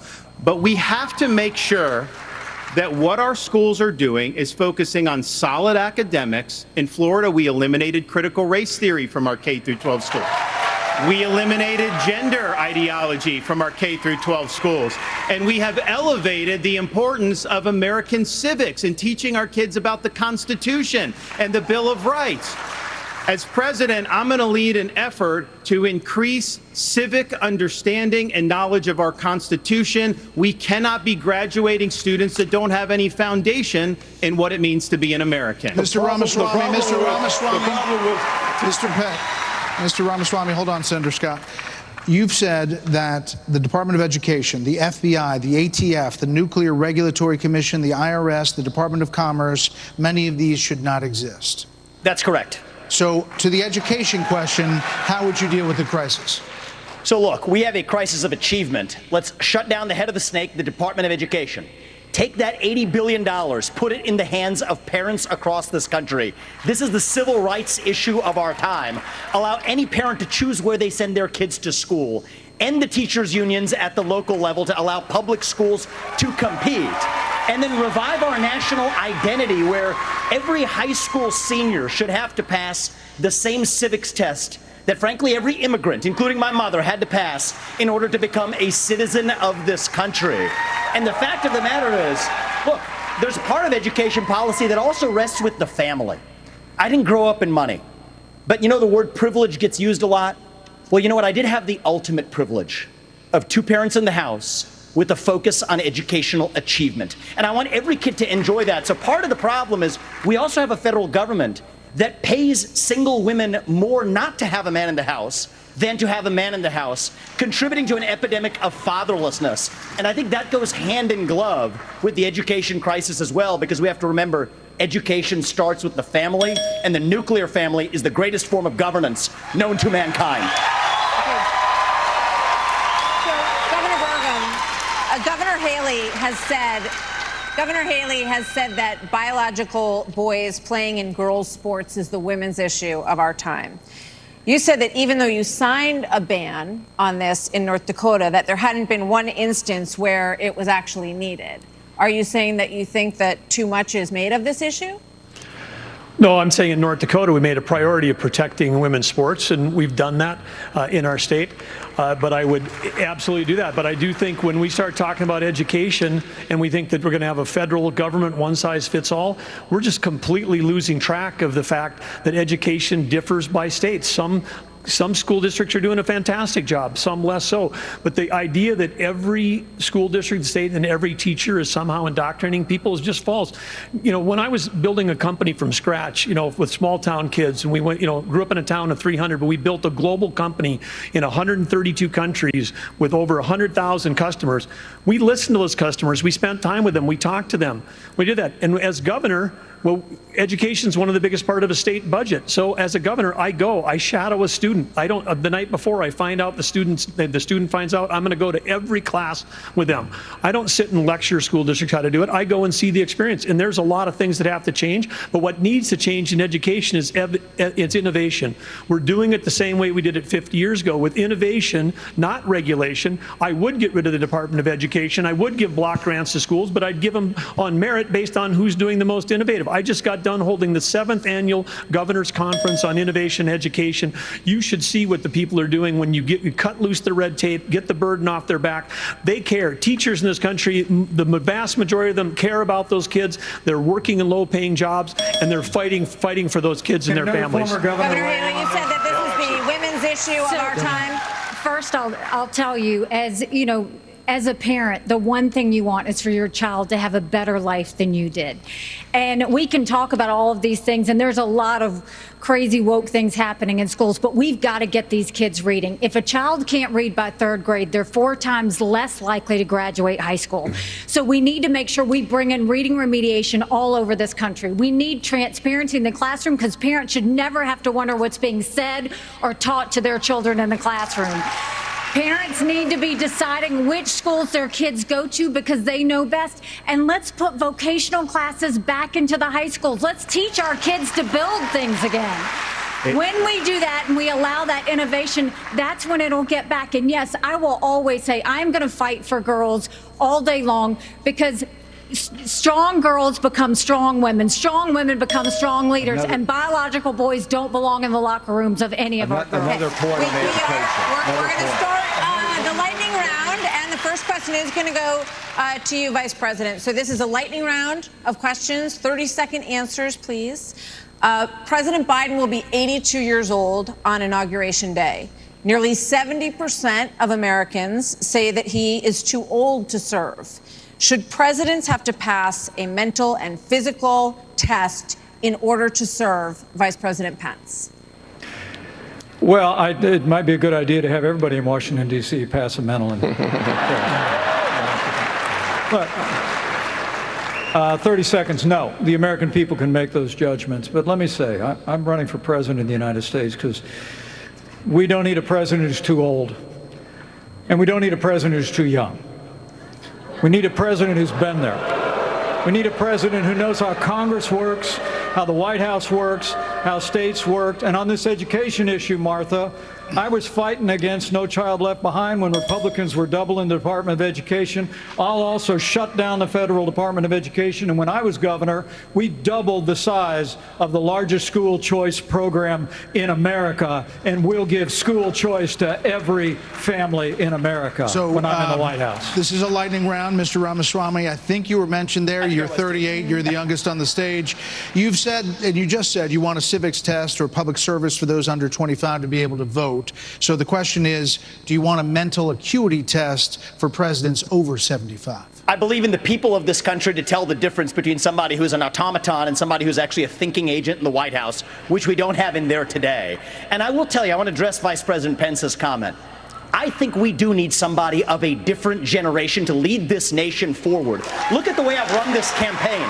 Going to the south side of Chicago, to Kensington, in the middle of Philadelphia, where traditional Republican candidates don't go. We have an opportunity to build a multi-ethnic, working-class majority to deliver a landslide, and I think I'm the only candidate in this race, young or old, black or white, to bring all of those voters along to deliver a Reagan 1980 revolution. We're going to do it in 2024. Same question to you, Governor. In a presidential election until 2020. I will answer that. I will answer that. 30 seconds. 30-second quick answer. You guys need to get control of this debate. Everybody's going to get a chance to get Listen, control we're getting of this control of the debate. This is a lightning round, not rolling thunder. Governor Hutchinson, you have 30 seconds on the same question. On education, first of all, look at Arkansas. We have to compete with China. I built computer science education. We led the nation in computer science education, going from 1,100 students to 23,000 students taking it. This is how you compete with China. As President of the United States, I will make sure we go from 51% of our schools offering computer science to every school in rural areas and urban areas offering computer science for the benefit of our kids, and we can compete with China in terms of technology. Thank you, sir. This is going to go to this is coming to you. We're trying to do a quick round of different topics here. So, Senator Scott, faith is on decline in this country. You talked about it a little bit before tonight. So, is there a role for a president of the United States in changing that? What would you do to change that? Well, our nation was founded upon the Judeo-Christian values that has made this the greatest nation on God's green earth. I'm a big believer in Ephesians 3:20 that God is able to do exceedingly abundantly above all that we ask or imagine. Our responsibility should be to model the behavior we want others to follow. On education, the only way we change education in this nation is to break the backs of the teachers' unions. They are standing in the doorhouse of our kids, locking them into failing schools and locking them out of the greatest future they could have. As President, Governor DeSantis, would you support some mandatory military service for all Americans? I think it should be voluntary. I'm somebody that volunteered to serve, inspired by September 11th, and I deployed to Iraq alongside U.S. Navy SEALs in places like Fallujah, Ramadi.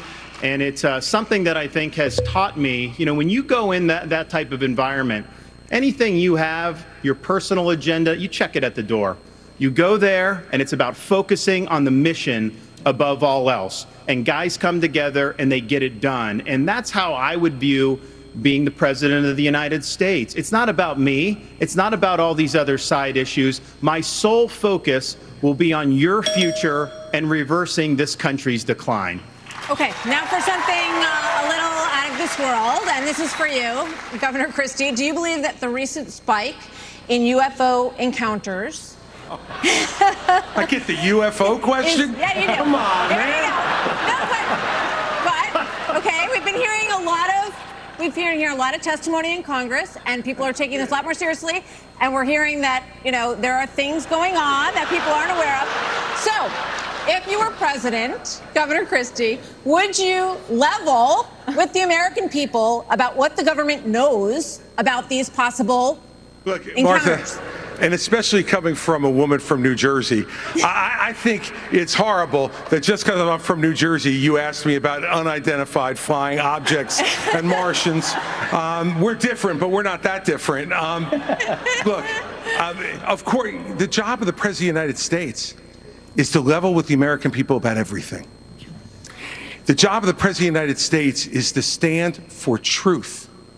The job of the President of the United States is to be a role model for our children and our grandchildren.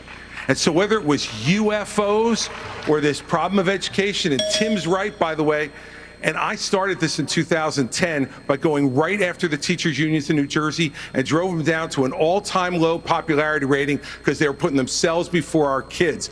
That is the biggest threat to our country, not UFOs. Okay. Well, coming up, we've got closing arguments, plus right after the debate, Hannity is live from the spin room right here in the Fiserv Forum with reaction from all the candidates as soon as they step off the stage. We'll be back after this.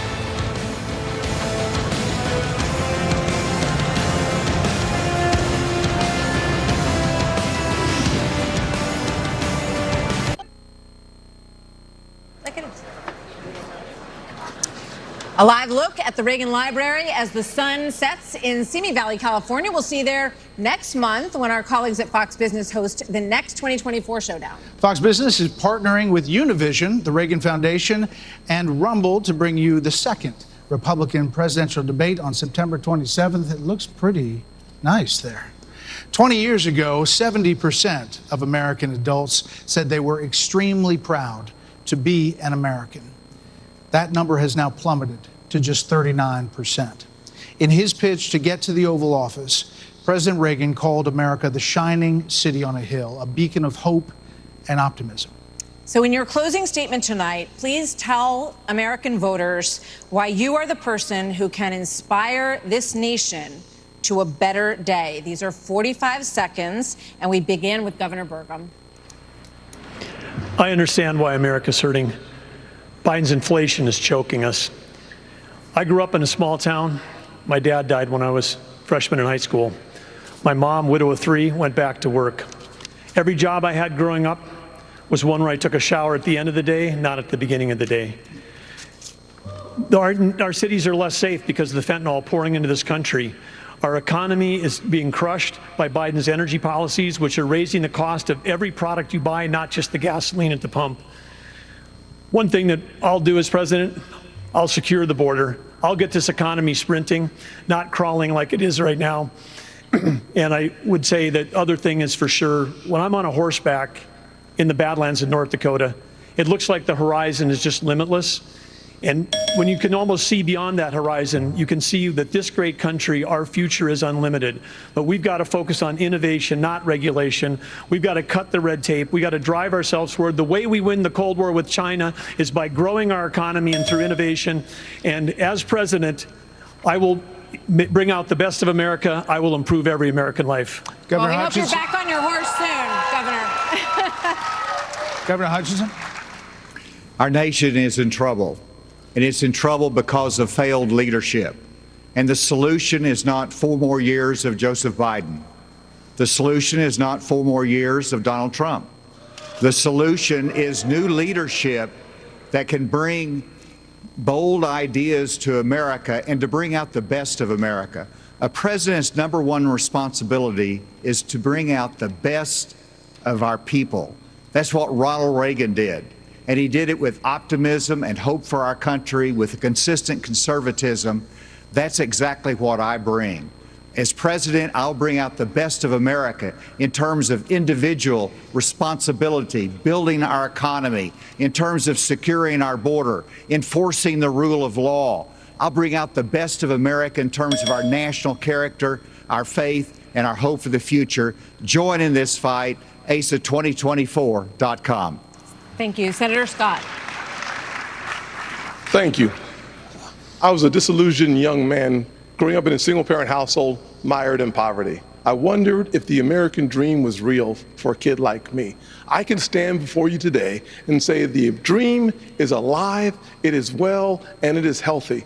I have the good fortune of a mom who works 16-hour days, making sure we have food on our tables. She taught me that if you're able-bodied in America, you work. If you take out a loan, you pay it back. If you commit a violent crime, you go to jail. And if God made you a man, you play sports against men. I'm Tim Scott. I'm asking you for your vote, and if you're in Iowa, I'm asking you to caucus for me. You can go to votetimscott.com for more information or to make a contribution. Governor Christie. Thank you, Brett. Thank you, Martha. Look, everybody on this stage wants to be the next president of the United States. And the only way that's going to happen is if we beat Joe Biden. I'm the only one on this stage who's ever beaten a Democratic incumbent in an election. I did it in a deep blue state, being outspent 3-1. Beating a Democratic incumbent is not easy. The last Democratic incumbent president who was defeated was Jimmy Carter. And he was defeated by a conservative governor from a blue state who knew how to get results, who stood for the truth, who cared about accountability, and stood strong and hard against waste. Those are the very things that I did in my 8 years as governor of New Jersey, and it's exactly what I'll do as president of the United States. Believe me, the Democrats want some other nominee who's never beaten a Democratic incumbent. I'm the one who can win this race, and if you give me the chance, I will restore our country by winning it. Thank you. Governor Haley. Several weeks ago, I dropped my husband, Michael, a combat veteran from Afghanistan, off at 4 a.m. for another year-long deployment. I watched him and 230 soldiers pick up their 2 duffel bags of belongings to go to a country they had never been, all in the name of protecting America. If they are willing to protect us from there, we should be willing to fight for America here. I will beat Joe Biden, and he knows that. I will strengthen our economy, and we'll bring this inflation down. We will put transparency in the classroom. We will secure our borders. We will have the backs of our law enforcement, and we will make sure we have a strong national security. And once again, we will make sure we have an America that is strong and proud. We have a country to save. Join us. Go to NikkiHaley.com, and let's get it done. Vice President Pence. Thank you, Brad and Martha, for this evening. It's an honor to be here. Joe Biden has weakened America at home and abroad. The disastrous withdrawal from Afghanistan, their war on energy, runaway spending that launched the worst inflation in 40 years, a crisis at our southern border, an assault on our values and liberties, and the American people have had enough. But I know we can bring it back. But different times call for different leadership. The Republican Party owes the American people a choice. Proven leadership at the national level that knows how to move a conservative agenda forward. We proved in the Trump-Pence years you can turn this country around faster than you can imagine. And I have faith we will again. Because I have faith in the American people. The good, decent, hard-working, faith-filled, idealistic people of this country. And I have faith that God is not done with America yet. And if we will renew our faith in one another and renew our faith in Him who has ever guided this nation since we arrived on these wilderness shores, I know the best days for the greatest nation on earth are yet to come. Thank you. Mr. Ramaswamy.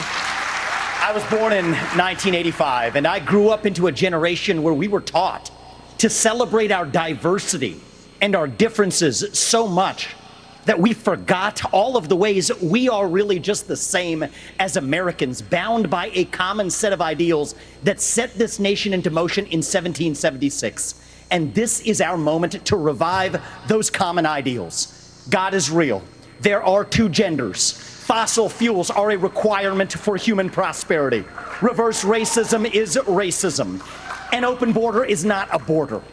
Parents determine the education of their children.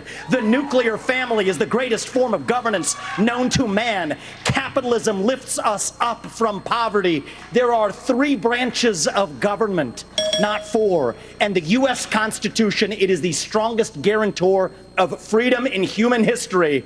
That is what won us the American Revolution. That is what will win us the revolution of 2024. Thanks for letting me introduce myself tonight. Thank you. Governor DeSantis.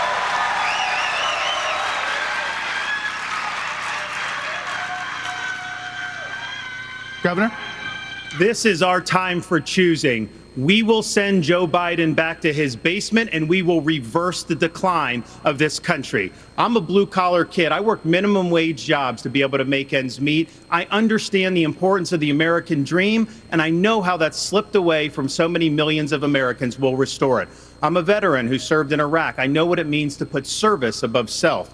I'm also a dad and a husband to 6', 5, and 3-year-old. I understand the importance of protecting parents' rights and the well-being of our children. In Florida, we showed it could be done. I made promises and I delivered on all of those promises. 2024 is make or break. We're not getting a mulligan, no excuses. I will get the job done, and as your president, I will not let you down. God bless you all. Well, we want to say thank you. Thank you to all the candidates on the stage tonight, and thank you to Milwaukee. Thank you, everybody. We will see you on the campaign trail, from debates to primaries to the general election and the conventions before that. Thanks for joining us. Sean Hannity from the Spin Room starts right now. Take it away, Sean. Take it away, Sean. All right. Well, thank you both. By the way, great job, Martha and Brett. Welcome to Hannity, the very first debate of the 2020.